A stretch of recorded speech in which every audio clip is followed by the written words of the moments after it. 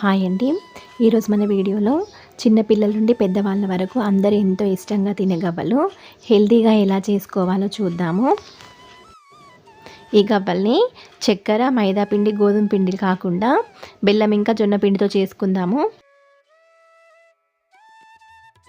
దీనికోసం ముందుగా ఒక 2 కప్పుల జొన్న పిండిని తీసుకోవాలి. అలాగే కొంచెం ఉప్పు, ఒక 2 స్పూన్ల నెయ్యిని తీసుకొని ఇవన్నీ బాగా కలిసేటట్టు కలుపుకోవాలి. ఇవన్నీ బాగా కలిసిన తర్వాత పిండిలో కొంచెం కొంచెంగా నీళ్లు వేసుకుంటూ మనం చపాతీ పిండి అయితే ఏ విధంగా కలుపుకుంటామో అదే విధంగా పిండిని కలుపుకొని ఒక 5 నిమిషాల పాటు పక్కన పెట్టుకుందాము.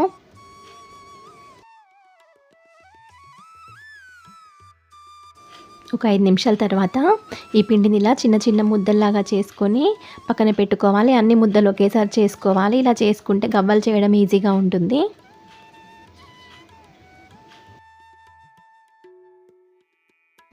ఇలా లడ్డూలన్నీ చేసుకున్న తర్వాత గవ్వల చెక్కను తీసుకొని దానికి నెయ్యిని నూనెని కన్ను రాసుకోవాలి.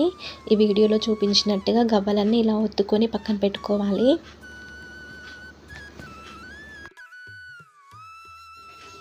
గవ్వలన్నీ చేసుకున్న తర్వాత స్టవ్ పైన కడాయి పెట్టుకొని డీప్ ఫ్రైకి సరిపడా ఆయిల్ తీసుకోవాలి. ఆయిల్ వేడైన తర్వాత మనం ముందుగా చేసి పెట్టుకున్న గవ్వల్ని ఒక్కొక్కటిగా వేసుకొని స్టవ్ని మీడియం ఫ్లేమ్లో పెట్టుకొని వీటిని బాగా కాల్చుకోవాలి. గవ్వలు ఇలా మంచి రంగు వచ్చిన తర్వాత వీటిని తీసి పక్కన పెట్టుకుందాము. అలాగే మనం ముందు చేసుకున్న గవ్వలన్నిటిని కూడా ఇలా కాల్చుకొని పక్కన పెట్టుకోవాలి. ఇప్పుడు బెల్లం పాకం కోసం 2 కప్పుల పిండికి గాను 1 కప్పు బెల్లం వేసుకొని కొన్ని వాటర్ వేసుకొని బెల్లాన్ని అంతా కరిగించుకోవాలి. బెల్లం కరిగి లేత పాకం వచ్చిన తర్వాత కొంచెం ఇలాచి పౌడర్ వేసుకొని ఒకసారి బాగా కలిపి స్టవ్ ఆఫ్ చేసుకొని మనం ముందుగా చేసుకున్న గవ్వల్ని వేసుకొని ఈ పాకమంతా గవ్వలకు పట్టేటట్టు బాగా కలుపుకోవాలి. అంతేనండి, ఎంతో హెల్తీగా చేసుకునే జొన్న పిండి గవ్వలు రెడీ అయిపోయాయి.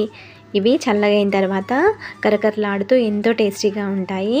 ఈ గవ్వల వీడియో కనుక మీకు నచ్చినట్లయితే మన వీడియోని లైక్ చేయండి, షేర్ చేయండి, అలాగే మన ఛానల్ సబ్స్క్రైబ్ చేసుకోండి. Thank you.